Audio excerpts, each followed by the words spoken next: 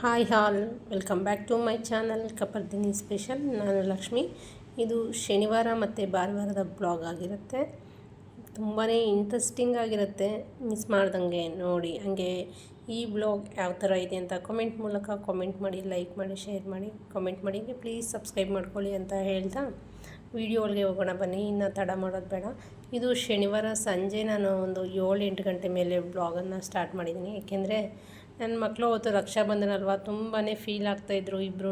ನಮಗೆ ಯಾರೂ ರಾಖಿ ಕಟ್ಟೋರಿಲ್ಲ ಅಂತ. ಆ್ಯಕ್ಚುಲಿ ವರ್ಷ ಅವ್ರ ಅಕ್ಕ, ನಮ್ಮ ಅಕ್ಕನ ಮಗಳು ಮಿಸ್ ಮಾಡ್ದಂಗೆ ರಾಖಿ ಕಟ್ತಾಳೆ. ಬಟ್ ಈ ಸಲ ಕೂಡ ಕೊರಿಯರ್ ಮಾಡಿದ್ದಾಳೆ, ಇನ್ನೂ ಬಂದಿಲ್ಲ. ಅದು ಫೀಲ್ ಮಾಡ್ಕೊಂಡು ಹುಡುಗರು ಕೂಡ ಊಟ ಮಾಡ್ದಂಗಿದ್ರು. ಇನ್ನು ಅಷ್ಟರಲ್ಲಿ ನಮ್ಮ ಪಕ್ಕದ ಮನೆ ಹುಡುಗಿ ಗೀತಾ ಅಂತ ಇದ್ದಾಳೆ, ಅವಳು ರಾಖಿ ತಂದು ಕಟ್ತಾಯಿದ್ರು. ರಾಖಿ ಕಟ್ಸ್ಕೊಂಡು ಇನ್ನು ಬಂಟುಗೆ ಮಾತ್ರ ತುಂಬ ಜನ ಫ್ಯಾನ್ಸ್ ಇದ್ದಾರೆ. ಅವನೇನು ಫೀಲ್ ಆಗಿಲ್ಲ, ಯಾಕೆಂದರೆ ಅವನಿಗೆ ಟ್ಯೂಷನಲ್ಲಿ ಎಲ್ಲ ಕಡೆ ಕಟ್ಟಿದ್ದಾರೆ. ದೊಡ್ಡವನು ಮಾತ್ರ ಯಾರೂ ಕಟ್ಟಿರಲಿಲ್ಲ. ಹಂಗಾಗಿ ಪಕ್ಕದ ಮನೆ ಹುಡುಗಿ ಬಂದು ರಾಖಿ ಕಟ್ತಾಯಿದ್ಲು. ಅದನ್ನು ಕೂಡ ಸ್ವಲ್ಪ ನಾನು ಶೂಟ್ ಮಾಡಿಕೊಂಡೆ, ಏಕೆಂದರೆ ಸ್ವಲ್ಪ ಖುಷಿಯಾಗಿ ಫೀಲ್ ಆಗ್ತಾಯಿದ್ರು ಅವರು. ನಾನೇನೇನೋ ಹೇಳಿ ಸಮಾಧಾನ ಮಾಡಿದೆ. ಅಲ್ಲಿಗೂ ಒಂದು ಸ್ವಲ್ಪ ಮೂಡ್ ಔಟ್ ಆಗಿತ್ತು ಚಿಂಟುಗಂತೂ. ಇನ್ನು ರಾಖಿ ಕಟ್ಟಿಸ್ಕೊಂಡು ಫುಲ್ ಖುಷಿಯಾಗಿ ಸ್ವೀಟ್ ತಿಂದ್ಕೊಂಡು ಅವರಿಬ್ಬರು ಪಕ್ಕದ ಮನೆ ಹುಡುಗಿಗೆ ಏನಾದರೂ ಕೊಡಬೇಕು ಮಮ್ಮಿ ಅಂತ ಹೇಳ್ತಾಯಿದ್ರು. ಇನ್ನು ನಾನು ಕೂಡ ವರಮಹಾಲಕ್ಷ್ಮಿ ಹಬ್ಬ ಅಲ್ವಾ, ಇನ್ನು ಅವತ್ತು ಹುಣ್ಣಿಮೆ ಇದ್ದಿದ್ದರಿಂದ ಶನಿವಾರ ನಾನೇನು ಕದಲ್ಸೋಕೆ ಹೋಗಿರಲಿಲ್ಲ. ಲಾಸ್ಟ್ ಬ್ಲಾಗಲ್ಲಿ ಹೇಳಿದ್ದೆ. ಹಾಗಾಗಿ ನಾನು ಇನ್ನು ಹುಡುಗಿ ಬಂದಿದ್ದಾಳೆ ಅಂತ ಹೇಳಿ ಹಾಗೆ ಅರಿಶಿನ ಕುಂಕುಮ ಕೊಟ್ಟೆ. ಸ್ವಲ್ಪ ಒಂದು ಬ್ಲೌಸ್ ಪೀಸು, ಅರಿಶಿನ ಕುಂಕುಮ ಎಲ್ಲ ಕೊಟ್ಟು ಸ್ವಲ್ಪ ಬಾಗಿನ ಥರ ಕೊಟ್ಬಿಟ್ಟು ಆ ಹುಡುಗಿನ ಕಳಿಸ್ಬಿಟ್ಟು ಇನ್ನು ಮಕ್ಕಳಿಗೆ ಊಟ ತಿನ್ನಿಸಿ ಮಲಗಿದೆ. ಹಾಗೆ ಬೆಳಗ್ಗೆ ಎದ್ದು ಹಾಗೆ ಕಂಟಿನ್ಯೂ ಮಾಡಿದೆ ಬ್ಲಾಗು. ಇದು ಭಾನುವಾರ ನಾನು 8:30 ಇಂದ 9:00ವರೆಗೆ ಟೈಮ್ ಚೆನ್ನಾಗಿದೆ ಅಂತ ಹೇಳಿದರು. ಹಾಗಾಗಿ ಆ ಟೈಮಲ್ಲಿ ಪೂಜೆ ಮಾಡಿ ಲಕ್ಷ್ಮೀ ದೇವಿಯನ್ನು ಕದಲಿಸೋಣ ಅಂತ ಹೇಳಿ ಇನ್ನು ಕೆಂಪಾರತಿ ಮಾಡ್ಕೊತಾ ಇದ್ದೀನಿ. ಮಾಮೂಲಿ ಕೆಂಪಾರತಿ ಎಲ್ರಿಗೂ ಗೊತ್ತು. ಸ್ವಲ್ಪ ಅರಿಶಿನ ಕುಂಕುಮ ನೀರಿಗೆ ಸೇರಿಸ್ಬಿಟ್ಟು ದೀಪ ಹಚ್ಕೊಂಡು ಕೆಂಪಾರತಿ ಮಾಡಿದ್ರೆ ಮುಗೀತು. 3 ಸಲ ರೈಟ್ಸು ಬಲಗಡೆಗೆ ಮತ್ತು 3 ಸಲ ಎಡಗಡೆಗೆ ನಾನು ಆರತಿ ಮಾಡ್ಕೊಂಡಿದ್ದೀನಿ. ಹಾಗೆ ಸ್ಟ್ರೈಟಾಗಿ 3 ಸಲ ಮಾಡಿಕೊಂಡ್ರೆ ಮುಗೀತು ಕೆಂಪಾರತಿ. ಇಷ್ಟೇ, ತುಂಬಾ ಈಸಿಯಾಗಿ ಮಾಡುವಂಥದ್ದು. ಹಂಗೆ ಇವಾಗ ಕಲಿಸೋದು ಯಾವ ಥರ ಅಂತ ಕೂಡ ನಾನು ಬ್ಲಾಗಲ್ಲಿ ನಿಮ್ಮೆಲ್ಲರ ಜೊತೆ ಶೇರ್ ಮಾಡ್ಕೊತಾ ಇದ್ದೀನಿ. ಕೆಂಪಾರತಿ ಆದ ನಂತರ ನಾನು ಅದೇ ನೀರು ಸ್ವಲ್ಪ ತೆಗೆದುಬಿಟ್ಟು ದೇವಿ ಮುಖಕ್ಕೆ ಸ್ವಲ್ಪ ಇಕ್ತಾಯಿದ್ದೀನಿ. ಆರತಿ ಮಾಡಿದ್ಮೇಲೆ ದೃಷ್ಟಿ ಆಗಬಾರ್ದು ಅಂತ ಹೇಳಿ ದೃಷ್ಟಿ ತೆಗೆದಿದ್ದ ನಂತರ ನಾನು ಇವಾಗ ಕದಲಿಸ್ತಾ ಇದ್ದೀನಿ. ನೋಡಿ, ಸೇಮ್ ನಾವು ಬಿಂದಿಗೆಯನ್ನು ಇಕ್ಕೊಂಡು ಈ ಕಡೆಗೆ ಒಂದು ಸಲ ಮತ್ತು ಆ ಕಡೆಗೆ ಒಂದು ಸಲ, ಅದೇ ಥರ 3 ಸಲ ಮಾಡಿದ್ರೆ ನಾವು ಕದಲಿಸ್ದಂಗೆ. ಅಥವಾ ನೀವು ಡೈರೆಕ್ಟಾಗಿ ಕೆಲವರೆಲ್ಲ ತೆಂಗಿನಕಾಯಿ ತೆಗಿತಾರೆ, ಆ ಥರ ತೆಗಿಬಾರ್ದು ಅಂತ ಹೇಳ್ತಾರೆ. ಈ ಥರ ಕದಲಿಸೋದು. ಮತ್ತು ತೆಗೆದಿದ್ದಾದ ನಂತರ ನಾನು ಹಣ್ಣು ಏನೂ ಮುಟ್ಟಿರಲಿಲ್ಲ, ಹಾಗಾಗಿ ಮೊದಲಿಗೆ ಹಣ್ಣು ತೆಗೆದಿಕ್ಬಿಟ್ಟೆ. ಹಾಗೆ ಇನ್ನು ಗಣಪತಿ ವಿಸರ್ಜನೆ ಮಾಡ್ತಾಯಿದ್ದೀನಿ. ನೋಡಿ, ನಾನು ಗಣಪತಿ ನಾವು ಡೈರೆಕ್ಟಾಗಿ ಎಲ್ಲಂದ್ರಲ್ಲೇ ಹಾಕಬಾರ್ದು. ಈ ಥರ ಒಂದು ನೀರಿಗೆ ಸೇರಿಸ್ಕೊಂಡ್ಬಿಟ್ಟು ಅದೆಲ್ಲ ಕಂಪ್ಲೀಟಾಗಿ ಕರಗಿದ ನಂತರ ಒಂದು ಗಿಡಕ್ಕೆ ಸೇರಿಸ್ಕೊಂಡ್ರೆ ತುಂಬಾ ಒಳ್ಳೆಯದು. ಏಕೆಂದರೆ ತುಳಿಯೋ ಜಾಗದಲ್ಲಿ ನಾವು ಗಣಪತಿನ ಅರಿಶಿಣದಿಂದ ಮಾಡಿ ಅದಕ್ಕೆ ಗಣಪತಿ ಪೂಜೆ ಮಾಡ್ಕೊಂಡಿರುವಾಗ ನಾವು ತುಳಿಯೋ ಜಾಗದಲ್ಲೆಲ್ಲ ಆ ನೀರನ್ನು ಸೇರಿಸ್ಬಾರ್ದು. ಹಾಗಾಗಿ ನಾನು ನೀಟಾಗಿ ಕರಗಿದ ನಂತರ ನಾನು ಮನೆ ಮುಂದೆ ಇರುವಂಥ ಗಿಡಗಳಿಗೆ ಸೇರಿಸ್ಕೊಂಡ್ಬಿಡ್ತೀನಿ. ಇನ್ನು ಎಲೆ ಎಲ್ಲ ತುಂಬ ಹಣ್ಣಾಗ್ಬಿಟ್ಟಿತ್ತು, ಹಾಗಾಗಿ ಎಲೆ ಎಲ್ಲ ತೆಗೆದುಬಿಟ್ಟು ಈ ಹೂವು ಎಲ್ಲ ನಾನು ತೆಗೆದು ಸೈಡ್ಗೆ ಇಕ್ಕಿದ್ದೀನಿ. ನೋಡಿ, ಇದೆಲ್ಲ ಹರಿಯೋ ನೀರಿಗೆ ಬಿಡೋಣ ಅಂತ ಹೇಳಿ ಹೂವು ಎಲ್ಲ ಒಂದು ಕವರ್ಗೆ ಸೈಡ್ಗೆ ತೆಗೆದಿಕ್ತಾಯಿದ್ದೀನಿ. ಆ್ಯಕ್ಚುಲಿ ನಾವು ಯಾವಾಗೂ ಅಷ್ಟೇ, ನನ್ನ ಹಸ್ಬೆಂಡು ಹೋಗ್ತಾ ಆಫೀಸ್ಗೆ ಹೋಗೋ ಟೈಮಲ್ಲಿ ಹರಿಯೋ ನೀರಿಗೆ ಬಿಟ್ಬಿಟ್ಟು ಹೋಗ್ತಾರೆ. ಪೂಜೆ ಮಾಡಿರುವಂಥ ಹೂವು ಎಲ್ಲ ತೊಗೊಂಡೋಗಿ ಯಾವಾಗೂ ಅಷ್ಟೇ, ಇಲ್ಲಾಂದರೆ ಯಾವುದಾದ್ರೂ ಗಿಡಗಳ ಹತ್ರ ಎತ್ಕೊಂಡೋಗಿ ಹಾಕ್ತಾರೆ. ಇನ್ನು ನಾನು ಕರ್ಜಿಕಾಯಿ, ಲಡ್ಡು, ಮೈಸೂರು ಪಾಕೆಲ್ಲ ಮಾಡಿದ್ದೆ. ಅದನ್ನೆಲ್ಲ ಬ್ಲಾಗಲ್ಲಿ ಲಾಸ್ಟ್ ಬ್ಲಾಗಲ್ಲಿ ಅಪ್ಲೋಡ್ ಮಾಡಿದ್ದೆ. ಇವಾಗ ನೋಡಿ ಲಡ್ಡು ತೋರಿಸ್ತಾ ಇದ್ದೀನಿ. ಎಷ್ಟು ತುಂಬ ಚೆನ್ನಾಗಿ ಬಂದಿತ್ತು ಲಡ್ಡು. ನೋಡಿ, ತುಂಬಾ ಚೆನ್ನಾಗಿತ್ತು. ಸ್ವಲ್ಪ ಗಟ್ಟಿಯಾಗಿತ್ತು ಅಷ್ಟೇ. ಎಷ್ಟು ಚೆನ್ನಾಗಿತ್ತು ಅಂದರೆ ಸೇಮ್ ಬೇಕ್ರಿ ಟೇಸ್ಟ್ ಇತ್ತು. ಇನ್ನು ಮೈಸೂರು ಪಾಕು ಕೂಡ ತೋರಿಸ್ತಾ ಇದ್ದೀನಿ. ನೋಡಿ, ಮೈಸೂರು ಪಾಕು ನನಗೆ ಕಟ್ ಮಾಡ್ಕೊಳ್ಳೋಕ್ಕೆ ಟೈಮ್ ಇರಲಿಲ್ಲ, ಹಂಗಾಗಿ ನಾನು ಹಂಗೆ ಬಿಟ್ಬಿಟ್ಟಿದ್ದೆ. ಇನ್ನು ಬೆಳಗ್ಗೆ ಶೇಪ್ ಹೆಂಗಂದ್ರೆ ಹಂಗೆ ಕಟ್ ಮಾಡಿಬಿಟ್ಟೆ. ಆದರೆ ಶೇಪಲ್ಲಿ ಕಟ್ಟಾಗಿರೋದು ಮಾತ್ರ ಸ್ವಲ್ಪ ಮಿಸ್ಟೇಕ್ ಇದೆ, ಬಿಟ್ಟರೆ ತುಂಬಾ ಸಾಫ್ಟಾಗಿ ತುಂಬಾ ಚೆನ್ನಾಗಿ ಬಂದಿತ್ತು. ಮೈಸೂರು ಪಾಕು ಅಷ್ಟೇ, ನೋಡ್ತಾ ಇರ್ಬೋದು ನೀವು. ತುಂಬಾ ಟೇಸ್ಟಿಯಾಗೂ ಕೂಡ ಇತ್ತು. ಟೇಸ್ಟ್ ಮಾತ್ರ ಯಾವುದೇ ಕಾರಣಕ್ಕೂ ಟೇಸ್ಟ್ ಮಾತ್ರ ಹಂಗೂ ಹಿಂಗೂ ಇದೆ ಅಂತ ಹೇಳೋಕ್ಕಾಗಲ್ಲ, ಅಷ್ಟು ಚೆನ್ನಾಗಿ ಬಂದಿತ್ತು. ಇನ್ನು ಕರ್ಜಿಕಾಯಿ ನಾನು ನಿಮಗೆ ಲಾಸ್ಟ್ ಬ್ಲಾಗಲ್ಲಿ ನಾನು ಯಾವ ಥರ ಮಾಡ್ತೀನಿ ಅಂತ ಅಪ್ಲೋಡ್ ಮಾಡಿದ್ದೀನಿ ಆಲ್ರೆಡಿ. ಕರ್ಜಿಕಾಯಿ 2 ವಿಧಾನದಲ್ಲಿ ನಾನು ನಿಮಗೆ ವೀಡಿಯೋಸನ್ನು ಅಪ್ಲೋಡ್ ಮಾಡಿದ್ದೀನಿ. ನೀವು ಬೇಕಿದ್ದರೆ ಒಂದು ಸಲ ಹೋಗಿ ಚೆಕ್ಔಟ್ ಮಾಡ್ಬೋದು ನನ್ನ ಕಪರ್ದಿನಿ ಸ್ಪೆಷಲ್ ಚಾನಲಲ್ಲಿ. ಮತ್ತು ಇನ್ನು ರವೆ ಉಂಡೆ ನಾನು ನಿಮ್ಮೆಲ್ರಿಗೂ ತೋರಿಸೋಣ. ಇದು ಸ್ವಲ್ಪ ಸಾಂಪ್ರದಾಯಿಕ ಶೈಲಿಯಲ್ಲಿ ಮಾಡಿದ್ದೆ ನಾನು. ಅಂದರೆ ನಮ್ಮ ಅಮ್ಮ ಅಜ್ಜಿ ಎಲ್ಲ ಯಾವ ಥರ ಮಾಡ್ತಾಯಿದ್ರು ಆ ಸ್ಟೈಲಲ್ಲಿ ಮಾಡಿದ್ದೆ. ತುಂಬಾ ಚೆನ್ನಾಗಿ ಬಂದಿದೆ, ಆದರೆ ಸ್ವಲ್ಪ ಗಟ್ಟಿಯಾಗಿದೆ ಅಷ್ಟೇ. ಆ ಸಾಂಪ್ರದಾಯಿಕ ಶೈಲಿಯಲ್ಲಿ ರವೆ ಉಂಡೆ ಮಾಡಿದ್ರೆ ಸ್ವಲ್ಪ ಗಟ್ಟಿಯಾಗುತ್ತೆ. ಇನ್ನು ಅದನ್ನು ತೋರಿಸೋಕ್ಕಾಗಿರಲಿಲ್ಲ, ಏಕೆಂದರೆ ನಾನು ಅವತ್ತು ಗುರುವಾರದ ನೈಟಲ್ಲಿ ಒಂದು 11 ಗಂಟೆಯಲ್ಲಿ ಮಾಡಿದ್ದು ರವೆ ಉಂಡೆ ಒಂದು ಬಾಕಿ ಇತ್ತು. ಅದೊಂದು ಆ ಟೈಮ್ ಆಯಿತು ಮಾಡೋದನ್ನು ವೀಡಿಯೋ ಮಾಡೋಕ್ಕಾಗಲ್ಲ ಅಂತ ಹೇಳಿ ಮಾಡಿರಲಿಲ್ಲ.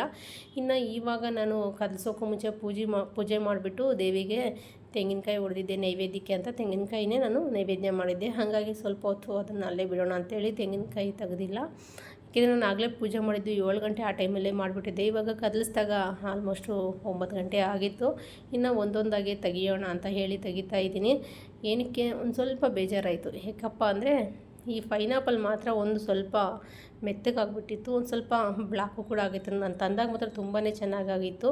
ಇದೊಂದು ಸ್ವಲ್ಪ ನನಗೆ ಡಿಸಪಾಯಿಂಟ್ ಆಯಿತು, ಏಕೆಂದರೆ ಯಾವಾಗೂ ಹಣ್ಣೇನು ಕೊಳಿತಾ ಇರಲಿಲ್ಲ. ಈ ಸಲ ಫಸ್ಟ್ ಟೈಮು ಪೈನಾಪಲ್ ಸ್ವಲ್ಪ ಡ್ಯಾಮೇಜ್ ಆಗಿದೆ. ಮತ್ತು ನನಗೆ ನಾನೇ ಸಮಾಧಾನ ಮಾಡಿಕೊಂಡೆ, ಏಕೆಂದರೆ 3 ದಿವಸ ಅಲ್ವಾ, ಹಾಗಾಗಿ ಏನಾದರೂ ಆ ಥರ ಆಯ್ತೇನೋ ಅಂದ್ಕೊಂಡೆ. ಆದರೂ ಒಂದು ಸ್ವಲ್ಪ ಬೇಜಾರಾಯಿತು ಮನಸ್ಸಿಗೆ. ನಿಮಗೇನಾದರೂ ತಿಳಿದಿದ್ರೆ ಕಮೆಂಟಲ್ಲಿ ತಿಳಿಸಿ. ಖಂಡಿತ ನಾನು ಅದನ್ನು ಏನಕ್ಕೆ ಹಂಗಾಯಿತು ಅಂತ ತಿಳ್ಕೊಬೇಕು ಅಂತ ಅನ್ನಿಸ್ತೈತೆ. ಇನ್ನು ನಾವು ಪೂಜೆ ಮಾಡಿದ್ಮೇಲೆ ದೇವಿ ಮೇಲಿಂದ ತೆಗಿತೀವಲ್ಲ, ಒಡವೆ ಆಗ್ಬೋದು, ಸೀರೆ ಆಗ್ಬೋದು, ಅದನ್ನೆಲ್ಲ ಡೈರೆಕ್ಟಾಗಿ ನಾವು ಬೀರುವಾಗೆ ಇಡಬಾರ್ದು. ನಾವು ಒಂದು ಸ್ವಲ್ಪ ಹೊತ್ತು ಮೈ ಮೇಲೆ ಹಾಕ್ಕೊಂಡು ತೆಗೆದು ನಾವು ಮಾಡಿಸ್ಬಿಟ್ಟು ಬೇರೆ ಕಡೆ ಎತ್ತಿಕ್ಕೋಬೇಕು ಅಂತ ಹೇಳ್ತಾರೆ. ಹಾಗಾಗಿ ನಾನು ಪ್ರತಿ ವರ್ಷವೂ ಅಷ್ಟೇ ದೇವಿಯಿಂದ ತೆಗ್ದಿದ ತಕ್ಷಣ ನಾನು ಎಲ್ಲ ಹಾಕ್ಕೊತೀನಿ, ಒಂದು ರೌಂಡು ಹಾಕ್ಕೊಂಡು ಆಮೇಲೆ ಮಡಚಿ ಎತ್ತಿಕ್ತೀನಿ ಕಬೋರ್ಡ್ಗೆ. ಇನ್ನು ಮುಖವಾಡ ಅಲಂಕಾರನ ನಿಮ್ಮೆಲ್ಲರ ಜೊತೆ ಶೇರ್ ಮಾಡೋಕ್ಕಾಗಿರಲಿಲ್ಲ, ಏಕೆಂದರೆ ನಾನು ಲಾಸ್ಟ್ ವೀಡಿಯೋಸಲ್ಲೆಲ್ಲ ಶೇರ್ ಮಾಡಿದ್ದೀನಿ. ಇವಾಗ ಪೂಜೆಗೆ ಮಾಡ್ಕೊಂಡಿರುವ ಅಂಥದ್ದು ನಾನು ನಿಮಗೆ ಶೇರ್ ಮಾಡಿರಲಿಲ್ಲ. ಹಂಗಾಗಿ ಇವಾಗ ತೋರಿಸ್ತಾ ಇದ್ದೀನಿ ನೋಡಿ. ನಾನು ಈ ಥರ ರೆಡಿಮೇಡ್ ಕಣ್ಣೆಲ್ಲ ಸಿಗುತ್ತಲ್ಲ, ಅದು ರೆಡಿಮೇಡ್ ಸ್ಟಿಕ್ಕರು ಇವನ್ನೇ ಅಂಟಿಸಿದ್ದೆ. ಹಾಗಾಗಿ ನಾನೇನು ಶೇರ್ ಮಾಡೋಕ್ಕೋಗಿರಲಿಲ್ಲ. ಇನ್ನು ವಾಲೆಗೆ ನಾನು ಲಾಸ್ಟ್ ವೀಡಿಯೋದಲ್ಲಿ ನಮ್ಮ ಅಮ್ಮನ ಮುಖವಾಡ ತೋರಿಸಿದ್ದೆ. ನಮ್ಮ ಮನೆಯಲ್ಲಿ ವರಮಹಾಲಕ್ಷ್ಮೀ ದೇವಿ ಮುಖವಾಡ. ಇದಕ್ಕೆ ನಾನು ಕಿವಿ ಎಲ್ಲ ಚುಚ್ಚಿದ್ದೀನಿ, ಕಿವಿ ಮೂಗು ಎಲ್ಲ ಚುಚ್ಚಿದ್ದೀನಿ ಅವ್ರ ಹತ್ರನೇ. ಹಂಗಾಗಿ ಅದಕ್ಕೆ ಡೈರೆಕ್ಟಾಗಿ ನಾನು ಓಲೆ ನಾವು ಯಾವ ಥರ ಇಕ್ಕೊತೀವೋ ಅದೇ ಥರ ಇಕ್ಕೋಬೋದು. ಇನ್ನು ಮೂಗ್ಬಟ್ಟಂತೂ ನಾವು ತೆಗಿಯಲ್ಲ, ಪ್ರತಿ ವರ್ಷ ಮೂಗ್ಬಟ್ಟು ಹಂಗೆ ಬಿಟ್ಟಿರ್ತೀನಿ ದೇವಿಗೆ. ಇನ್ನು ಇದನ್ನೆಲ್ಲ ತೆಗಿಯೋಷ್ಟೊತ್ತಿಗೆ ಆಲ್ರೆಡಿ 9:45 ಆಗಿಬಿಟ್ಟಿತ್ತು. ಮಕ್ಕಳಿಗೆ ಹೊಟ್ಟೆ ಹಸಿತೈತೆ ಅಂತ ಹೇಳಿ ಇನ್ಸ್ಟೆಂಟಾಗಿ ಫ್ರೂಟ್ಸ್ ಎಲ್ಲ ಇದ್ದಾವಲ್ಲ, ಇನ್ನು ಜಾಸ್ತಿ ಫ್ರೂಟ್ಸ್ ಇದ್ದಾವೆ, ತುಂಬಾ ಹಣ್ಣಾಗ್ಬಿಟ್ಟಿದ್ದಾವೆ ಅಂತ ಹೇಳಿ ಇನ್ಸ್ಟೆಂಟಾಗಿ ಕಸ್ಟರ್ಡ್ ಮಿಲ್ಕ್ ಫ್ರೂಟ್ ಮಾಡೋಣ ಅಂತ ಹೇಳಿ ಹಾಲು ಕಾಯಿಸಿ ತೆಗೆದಿಕ್ಕಿದ್ದೆ ಆಲ್ರೆಡಿ ತಣ್ಣಗಾಗಲಿ ಅಂತ ಹೇಳಿ. ಹಾಲು ಕಂಪ್ಲೀಟಾಗಿ ಚೆನ್ನಾಗಿ ಕಾದಿದೆ. ಅದಕ್ಕೆ ನಾನು ಬಿಸಿ ಮಾಡಿಕೊಂಡು ಅದಕ್ಕೆ ಸ್ವಲ್ಪನೇ ಒಂದು 3-4 ಚಮಚ ಅಥವಾ ಒಂದು ಅರ್ಧ ಕಪ್ಪಷ್ಟು ನೆನೆಸಿ ತೊಗೊಂಡಿರುವಂಥ ಸಬ್ಬಕ್ಕಿಯನ್ನು ಸೇರಿಸ್ಕೊತಾ ಇದ್ದೀನಿ. ಸೇರಿಸ್ಕೊಂಡು ನೀಟಾಗಿ ಮಿಕ್ಸ್ ಮಾಡ್ಕೊಳ್ಳೋಣ. ನೋಡಿ, ನೀಟಾಗಿ ಮಿಕ್ಸ್ ಆಗಿದೆ. ಇವಾಗ ಇದಕ್ಕೆ ನಾವು 1 ಚಮಚ ಅಥವಾ 1.5 ಚಮಚದಷ್ಟು ನಾವು ಶಾವಿಗೆಯನ್ನು ಸೇರಿಸ್ಕೊಳ್ಳೋಣ. ನಾನಿಲ್ಲಿ 1 ಚಮಚ ಅಷ್ಟೇ ಸೇರಿಸ್ಕೊತಾ ಇದ್ದೀನಿ. ಕಂಪ್ಲೀಟಾಗಿದು ಆಪ್ಷನ್, ನಿಮ್ಗೆ ಇಷ್ಟ ಇದ್ದರೆ ಸೇರಿಸ್ಕೋಬೋದು, ಇಲ್ಲಾಂದರೆ ಸ್ಕಿಪ್ ಮಾಡ್ಕೋಬೋದು. ಹಾಗೆ ನಾನು ಇದು ಯಾವುದೇ ಥರ ಉರಿತಾ ಇಲ್ಲ, ಡೈರೆಕ್ಟಾಗಿ ಸೇರಿಸ್ಕೊಂಡಿದ್ದೀನಿ. ಸೇರಿಸ್ಕೊಂಡು ನೀಟಾಗಿ ಮಿಕ್ಸ್ ಮಾಡ್ಕೊಳ್ಳೋಣ.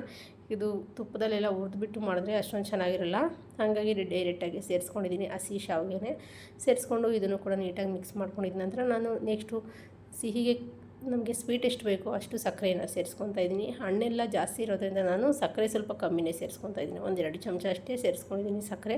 ನಿಮಗೆ ಬೇಕಿದ್ರೆ ಜಾಸ್ತಿ ಸೇರಿಸ್ಕೋಬೋದು. ಸಕ್ಕರೆ ಬದಲಾಗಿ ಬೆಲ್ಲ ಕೂಡ ಉಪಯೋಗಿಸ್ಬೋದು. ಕೊನೆಯಲ್ಲಿ ಹಾಕ್ಕೊಳ್ಳಿ ಬೆಲ್ಲ, ಏನಂದರೆ ಅಷ್ಟೇ. ಇನ್ನು ಇವಾಗ ಸ್ವಲ್ಪ ಹಸಿ ಹಾಲನ್ನು ತೆಗೆದು ಸೈಡ್ಗೆ ಇಕ್ಕಿದ್ದೆ. ಅದಕ್ಕೆ 1.5 ಚಮಚದಷ್ಟು ಕಸ್ಟರ್ಡ್ ಪೌಡರನ್ನು ಸೇರಿಸ್ಕೊತಾ ಇದ್ದೀನಿ.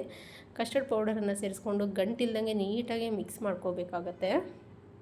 ನೋಡಿ, ಕಂಪ್ಲೀಟಾಗಿ ಮಿಕ್ಸ್ ಆಗಿದೆ.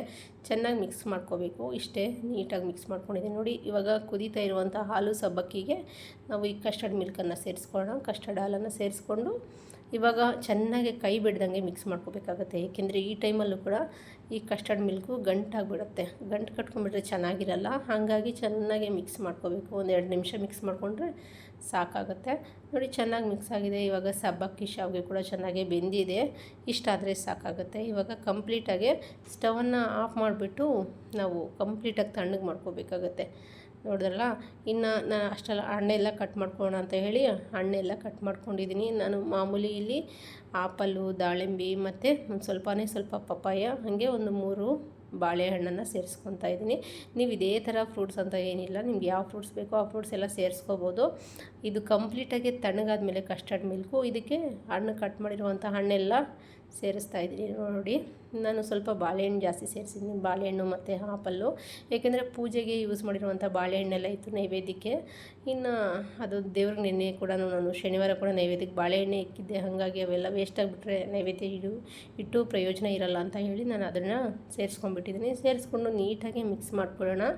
ತುಂಬಾ ಚೆನ್ನಾಗಿರುತ್ತೆ. ನಾನಂತೂ ಬೆಳಗ್ಗೆ ತಿಂಡಿಗೆ ಇದನ್ನೇ ರೆಡಿ ಮಾಡ್ಕೊಂಡಿದ್ದೆ. ನೋಡಿ, ನೀಟಾಗಿ ಮಿಕ್ಸ್ ಮಾಡ್ಕೊಂಡ್ಬಿಟ್ರೆ ರೆಡಿ ಆಗೇ ಹೋಯಿತು ಕಸ್ಟರ್ಡ್ ಮಿಲ್ಕು. ಮಕ್ಕಳಿಗೂ ಕೂಡ ತುಂಬಾ ಹೆಲ್ದಿಯಾಗಿರುತ್ತೆ, ಹಾಗೆ ನಮಗೂ ಕೂಡ ಚೆನ್ನಾಗಿರುತ್ತೆ. ಈಸಿಯಾಗಿ ಕೂಡ ಮಾಡ್ಕೋಬೋದು. ಜಾಸ್ತಿ ಹಣ್ಣಿರುವಾಗ ಈ ಥರ ಎಲ್ಲ ಒಂದು ಸಲ ರೆಡಿ ಮಾಡಿ ನೋಡಿ. ಚೆನ್ನಾಗಿ ಮಿಕ್ಸ್ ಆದಮೇಲೆ ರೆಡಿ ಆಗೇ ಹೋಯಿತು ಕಸ್ಟರ್ಡ್ ಮಿಲ್ಕ್ ಫ್ರೂಟು. ಇದ್ರ ಮೇಲೆ ನಿಮಗೆ ಬೇಕಿದ್ರೆ ಐಸ್ ಕ್ರೀಮನ್ನು ಉಪಯೋಗಿಸ್ಕೋಬೋದು. ಆದರೆ ಇವಾಗ ಚಳಿಗಾಲ ಆಗಿರೋದ್ರಿಂದ ನಾನೇನು ಐಸ್ ಕ್ರೀಮ್ ಉಪಯೋಗಿಸ್ತಾ ಇಲ್ಲ. ಅಂದರೆ ಈ ಕಡೆ ಏನಂತ ಚಳಿ ಏನಿಲ್ಲ, ನಾನು ಎಲ್ಲ ವೀಡಿಯೋಸಲ್ಲೂ ಹೇಳ್ತಾ ಇರ್ತೀನಿ ಈ ಕಡೆ ಏನಂತ ಚಳಿ ಇಲ್ಲ ಅಂತ.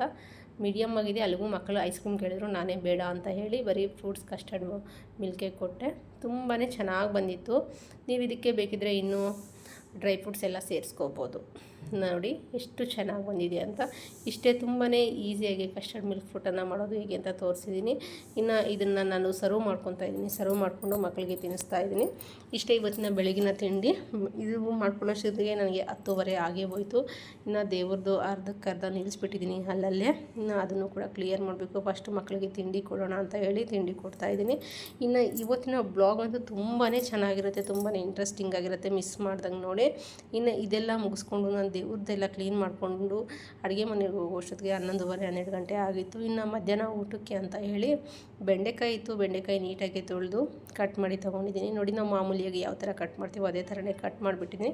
ಕಟ್ ಮಾಡಿಬಿಟ್ಟು ನೀಟಾಗಿ ಫ್ರೈ ಮಾಡ್ಕೊಳ್ಳೋಣ. ಇವಾಗ ಬೆಂಡೆಕಾಯಿ ಲೋಳೆ ಜಾಸ್ತಿ ಇರುತ್ತೆ, ಹಾಗಾಗಿ ಅಂಟು ಜಾಸ್ತಿ ಇರೋದ್ರಿಂದ ಸ್ವಲ್ಪ ಟೈಮ್ ತಗೊಂಡು ಚೆನ್ನಾಗಿ ಫ್ರೈ ಮಾಡ್ಕೊಳ್ಳಿ. ಆವಾಗ ನೀವು ಬೆಂಡೆಕಾಯಲ್ಲಿ ಏನೇ ಮಾಡಿದ್ರೂ ತುಂಬಾ ಚೆನ್ನಾಗಿರುತ್ತೆ. ಇವತ್ತು ನಾನು ಬೆಂಡಿ ಮಸಾಲ ಮಾಡೋಣ ಅಂತ ಹೇಳಿ ಬೆಂಡಿಯನ್ನು ನೀಟಾಗಿ ತೊಳೆದು ಕಟ್ ಮಾಡಿ ಫ್ರೈ ಮಾಡ್ಕೊತಾ ಇದ್ದೀನಿ. ನೋಡಿ, ಕಲರ್ ಕೂಡ ಚೇಂಜ್ ಆಗಿದೆ, ಸ್ವಲ್ಪ ಲೋಳೆ ಅಂಶ ಕಮ್ಮಿ ಆಗಿದೆ. ಇನ್ನೂ ಸ್ವಲ್ಪ ಫ್ರೈ ಮಾಡ್ಕೋಬೇಕು. ಇನ್ನು ಅಷ್ಟರಲ್ಲಿ ಇನ್ಸ್ಟೆಂಟಾಗಿ ಒಂದು ಮಸಾಲವನ್ನು ರೆಡಿ ಮಾಡ್ಕೊಳ್ಳೋಣ ಬೆಂಡಿ ಮಸಾಲೆಗೆ.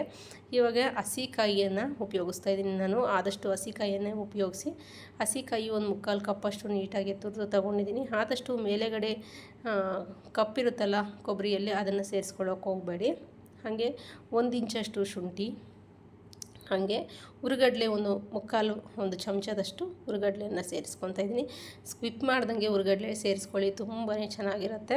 ಇನ್ನಂಗೆ 3 ಲವಂಗ 3 ಚಕ್ಕೆಯನ್ನು ಉಪಯೋಗಿಸ್ತಾ ಇದ್ದೀನಿ, ನೋಡ್ಬೋದು ನೀವು. ಹಂಗೆ ಖಾರಕ್ಕೆ ಸಾಂಬಾರು ಪೌಡ್ರನ್ನು ಸೇರಿಸ್ಕೊತಾ ಇದ್ದೀನಿ. 1.5 ಚಮಚದಷ್ಟು ಸಾಂಬಾರು ಪೌಡರ್, ಹಾಗೆ ಒಂದು ಅರ್ಧ ಚಮಚದಷ್ಟು, ನಾವು ಸ್ವಲ್ಪ ಖಾರ ತಿನ್ನೋದ್ರಿಂದ ಸ್ವಲ್ಪ ಅಚ್ಚಕಾರದ ಪುಡಿ ಕೂಡ ಸೇರಿಸ್ಕೊತಾ ಇದ್ದೀನಿ. ನಿಮಗೆ ಖಾರ ಬೇಡ ಅಂದರೆ ಸಾಂಬಾರು ಪುಡಿನೇ ನಡೀತೈತೆ ಅಂದರೆ ಅದನ್ನೇ ಸೇರಿಸ್ಕೋಬೋದು. ಇವಾಗ ಒಂದು 1/4 ಟೀ ಸ್ಪೂನಷ್ಟು ಅರಿಶಿಣವನ್ನು ಸೇರಿಸ್ಕೊಳ್ಳೋಣ. ಇದು ಖಂಡಿತ ನನ್ನ ರೆಸಿಪಿ ಅಲ್ಲ, ನನ್ನ ತಂಗಿಯವರ ಅತ್ತೆ ರೆಸಿಪಿ. ಅವರು ತುಂಬಾ ಚೆನ್ನಾಗಿ ಬೆಂಡಿ ಮಸಾಲ ಮಾಡ್ತಾರೆ ಅಂತ ಯಾವಾಗೂ ನನ್ನ ತಂಗಿ ಹೇಳೋಳು. ಹಾಗಾಗಿ ನಾನು ತಿಳ್ಕೊಂಡು ಫಸ್ಟ್ ಟೈಮ್ ಮಾಡಿದ್ದೀನಿ, ಆದರೆ ತುಂಬಾ ಚೆನ್ನಾಗಿ ಬಂದಿತ್ತು. ಹಾಗಾಗಿ ನಿಮ್ಮೆಲ್ಲರ ಜೊತೆ ಶೇರ್ ಮಾಡ್ಕೊತಾ ಇದ್ದೀನಿ. ಇವಾಗ ಸ್ವಲ್ಪ ರುಬ್ಕೊಳ್ಳೋಣ. ನೋಡಿ, ನಾನು ಆವಾಗೇ ಬೆಳ್ಳುಳ್ಳಿ ಸೇರಿಸ್ಕೊಳ್ಳೋದು ಮರ್ತೋಗ್ಬಿಟ್ಟಿದೆ, ಹಾಗಾಗಿ ಇವಾಗ ಬಿಚ್ಚಿಬಿಟ್ಟು ಸ್ವಲ್ಪ ನುಣ್ಣಗಾಗಿತ್ತು. ಇನ್ನು ಬಿಚ್ಚಿಬಿಟ್ಟು ನಾನು ಮಾಮೂಲಿ ಮಿಕ್ಸರ್ ಜಾರ್ಗೆ ಬೆಳ್ಳುಳ್ಳಿ ಕೂಡ ಸೇರಿಸ್ಕೊಂಡು ನುಣ್ಣಗೆ ರುಬ್ಕೊಂಡಿದ್ದೀನಿ. ಆದಷ್ಟು ಬೆಳ್ಳುಳ್ಳಿ ಮಸಾಲ ತುಂಬಾ ನುಣ್ಣಗಿರಬೇಕು, ಆವಾಗ ಟೇಸ್ಟ್ ಚೆನ್ನಾಗಿರುತ್ತೆ. ಇವಾಗ ಒಂದು ಕಡಾಯಿ ತಗೊಳ್ಳೋಣ. ಕಡಾಯಿಗೆ ಒಂದು 4-5 ಚಮಚ ಎಣ್ಣೆಯನ್ನು ಸೇರಿಸ್ಕೊಳ್ಳಿ. ಸ್ವಲ್ಪ ಎಣ್ಣೆ ಜಾಸ್ತಿ ಸೇರಿಸ್ಕೊಳ್ಳಿ, ಆವಾಗ ಟೇಸ್ಟ್ ಚೆನ್ನಾಗಿರುತ್ತೆ. ಇವಾಗ ಎಣ್ಣೆ ಬಿಸಿ ಆದಮೇಲೆ 1/4 ಟೀ ಸ್ಪೂನ್ ಸಾಸಿವೆ, 1/4 ಟೀ ಸ್ಪೂನ್ ಜೀರಿಗೆ, ಹಂಗೆ 1 ಚಮಚ ಅಷ್ಟು ಉದ್ದಿನಬೇಳೆ, 1 ಚಮಚ ಅಷ್ಟು ಕಡಲೆಬೇಳೆಯನ್ನು ಸೇರಿಸ್ಕೊಳ್ಳಿ. ಕಂಪ್ಲೀಟಾಗಿ ನೀವು ನೀಟಾಗಿ ಫ್ರೈ ಮಾಡ್ಕೊಳ್ಳಿ. ಇದು ಕಡಲೆಬೇಳೆ ಉದ್ದಿನಬೇಳೆ ಸೇರಿಸ್ಕೊಳ್ಳಿ, ತುಂಬಾ ಚೆನ್ನಾಗಿರುತ್ತೆ. ನಿಮಗೆ ಇಷ್ಟ ಇಲ್ಲಾಂದರೆ ಸ್ಕಿಪ್ ಮಾಡ್ಕೋಬೋದು, ಆದರೆ ಸೇರಿಸ್ಕೊಂಡ್ರೆ ಚೆನ್ನಾಗಿರುತ್ತೆ. ಇವಾಗ 1 ಕಪ್ಪಷ್ಟು ಅಥವಾ 2 ಮೀಡಿಯಮ್ ಸೈಜ್ದು ಈರುಳ್ಳಿಯನ್ನು ಸಣ್ಣದಾಗಿ ಕಟ್ ಮಾಡಿ ಸೇರಿಸ್ಕೊತಾ ಇದ್ದೀನಿ. ಹಂಗೆ 1 ರೆಂಬೆ ಕರಿಬೇವು ಸೊಪ್ಪನ್ನು ಕೂಡ ಸೇರಿಸ್ಕೊಂಡು ನೀಟಾಗಿ ಫ್ರೈ ಮಾಡ್ಕೊಳ್ಳೋಣ.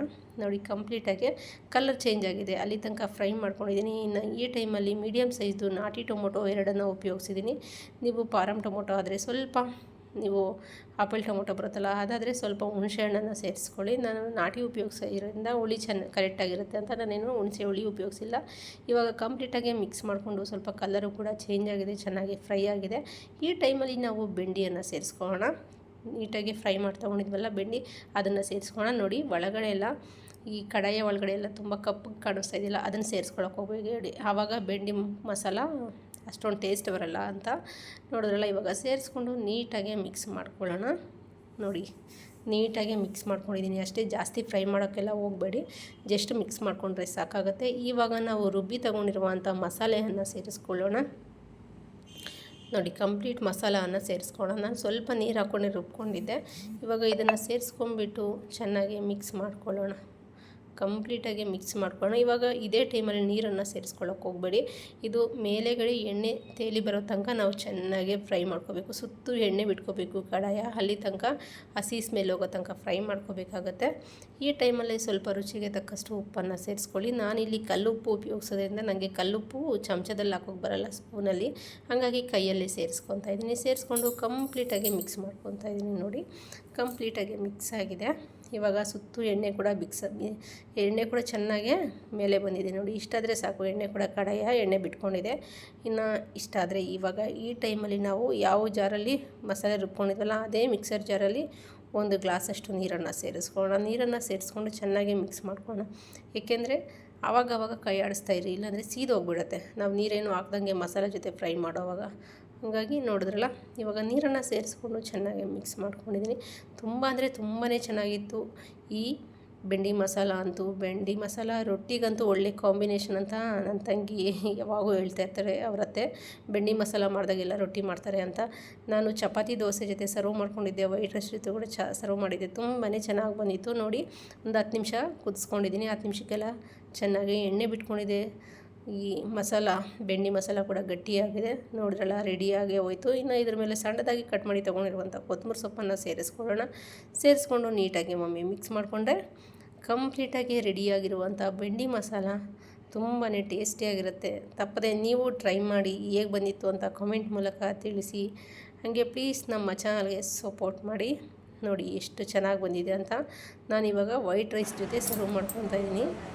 ನೋಡಿದ್ರಲ್ಲ, ನಾನು ಆಲ್ರೆಡಿ ಕುದಿಯೋವಾಗೆ ಸ್ವಲ್ಪ ಟೇಸ್ಟ್ ಮಾಡಿಬಿಟ್ಟೆ, ಯಾಕಂದರೆ ತಿಂಡಿ ಟೈಮ್ ಆಗೋಗ್ಬಿಟ್ಟಿತ್ತು ಅಂತ ಹೇಳಿ ದೋಸೆ ಹಾಕ್ಕೊಂಡು ತಿಂದೆ. ತುಂಬಾ ಚೆನ್ನಾಗಿ ಬಂದಿತ್ತು. ಮಕ್ಕಳಿಗೆ ಇದು ಅಂತ ಹೇಳಿ ವೈಟ್ ರೈಸ್ ಜೊತೆ ನಾನು ಬೆಂಡಿ ಮಸಾಲಾನ ಸರ್ವ್ ಮಾಡ್ತಾಯಿದ್ದೀನಿ. ನೋಡಿ, ತುಂಬಾ ಚೆನ್ನಾಗಿ ಬಂದಿತ್ತು. ತಪ್ಪದೆ ನೀವು ಟ್ರೈ ಮಾಡಿ. ಹಂಗೆ ವಿಡಿಯೋ ಎಲ್ಲೂ ಸ್ಕಿಪ್ ಮಾಡ್ದಂಗೆ ನೋಡಿ, ಆವಾಗ ಮುಂದಿನ ವೀಡಿಯೋದಲ್ಲಿ ನಿಮಗೂ ಗೊತ್ತಾಗುತ್ತೆ. ನನ್ನ ಹಸ್ಬೆಂಡು ಸೌತ್ ಆಫ್ರಿಕಾ ಹತ್ರ ಕೇಪ್ ಟೌನ್ ಹೋಗಿದ್ರು, ಅದರ ವೀಡಿಯೋಸ್ ನಿಮ್ಮೆಲ್ಲರ ಜೊತೆ ಶೇರ್ ಮಾಡ್ಕೊತಾ ಇದ್ದೀನಿ. Thank you. Be careful. ನೋಡಿ, ಅವರೆಲ್ಲರೂ ಸ್ವಲ್ಪ ಪ್ಲೇಸಸ್ಗೆ ಹೋಗಿದ್ರು. ತುಂಬಾ ಚೆನ್ನಾಗಿದೆ ಅಂತ ಹೇಳ್ತಾ ಇದ್ರು.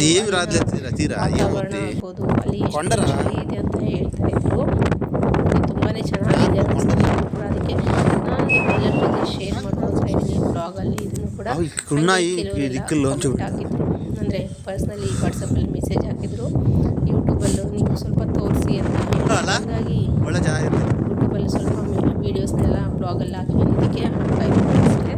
ಇದನ್ನು ನಾನು ತೋರಿಸ್ಕೋಬೇಕು ಅಂತ ಅಲ್ಲ. ನೋಡಿ ಎಷ್ಟು ಚೆನ್ನಾಗಿದೆ ಅಂದರೆ ವೆದರ್ ತುಂಬಾ ಚೆನ್ನಾಗಿದೆ. ಬಟ್ ನನ್ನ ಹಸ್ಬೆಂಡ್ ಹೇಳ್ತಾಯಿದ್ರು ತುಂಬ ಅಂದರೆ ತುಂಬ ಚಳಿ ಇದೆ, ತಡೆಯೋಕ್ಕಾಗ್ತಾ ಇಲ್ಲ, ಅಷ್ಟು ಚಳಿ ಇದೆ ಅಂತ ಹೇಳ್ತಾಯಿದ್ರು. ಇನ್ನು ಈ ಬರ್ಡ್ ಅಂತೂ ನಂಗೆ ತುಂಬಾ ಇಷ್ಟ ಆಯಿತು. 2 ಕಾಲಲ್ಲಿ ಎಷ್ಟು ಚೆನ್ನಾಗಿ ಹೋಗ್ತಾಯಿದೆ ನೋಡಿ. ನನ್ನ ಮಕ್ಕಳು ಹೇಳ್ತಾಯಿದ್ರು ಪೆಂಗ್ವಿನ್ ಅಂತ. ನಿಮಗೆ ಏನಾದರೂ ಗೊತ್ತಿದೆ ಖಂಡಿತ ಕಾಮೆಂಟ್ ಮಾಡಿ.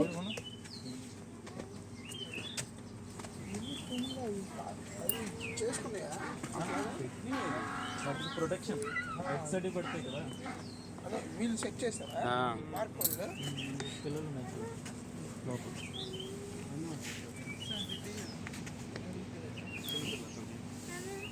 చిన్న పిల్లలు దాంట్లో ఈ వీడియోస్ మంచి తీసి గ్రూప్లో పెట్టాను. ఇక్కడ ನೋಡಿ, ಇಲ್ಲಿ ಚಿಕ್ಕ ಬರ್ಡ್ಸ್ ಇದ್ದಾವೆ, ಚಿಕ್ಕ ಮರಿ ಬರ್ಡ್ಸ್ ಇದ್ದಾವೆ. ಎಷ್ಟು ಚೆನ್ನಾಗಿದ್ದಾವೋ ಕಾಣಿಸ್ತಾ ಇರ್ಬೋದು ನಿಮಗೂ ಕೂಡ. ಇನ್ನೊಂದು ಕಡೆ ಬರ್ಡ್ಸೇ ತಂದಿದ್ದಾರೆ ನೋಡಿ, ವಿಡಿಯೋದಲ್ಲಿ ತೋರಿಸ್ತೀನಿ. ನೋಡ್ತಾ ಇರ್ಬೋದು ಎಷ್ಟು ಚಿಕ್ಕದಾಗಿ ತುಂಬಾ ಕ್ಯೂಟಾಗಿ ತುಂಬಾ ಚೆನ್ನಾಗಿದ್ದಾವೆ.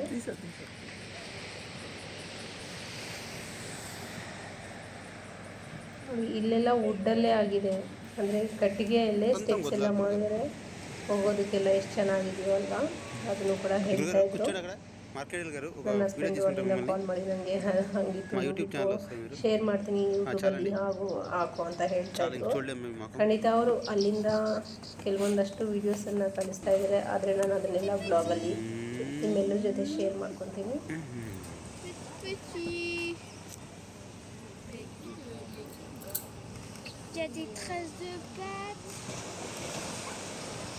ನೋಡಿ ಇಲ್ಲಂತೂ ಎಷ್ಟೊಂದು ಪೆಂಗ್ವಿನ್ಸ್ ಇದ್ದಾವೆ ಅಂದರೆ ತುಂಬ ಇದ್ದಾವೆ.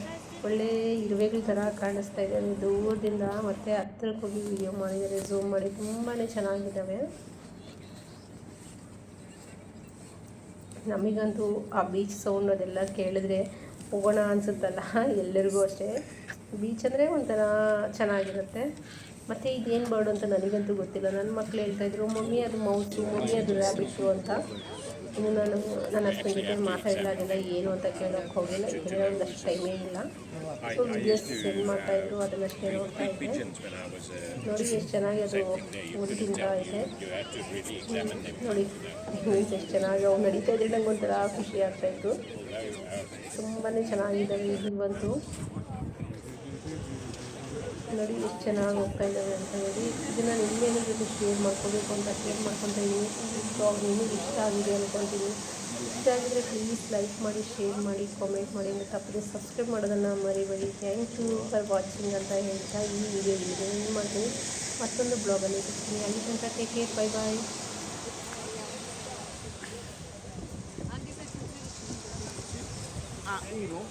Nee, dit is niet diep.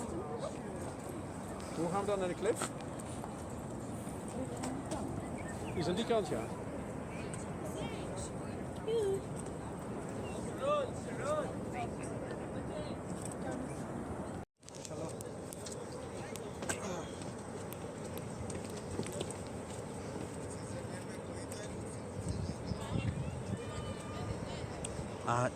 ఆ గోడ మీదకు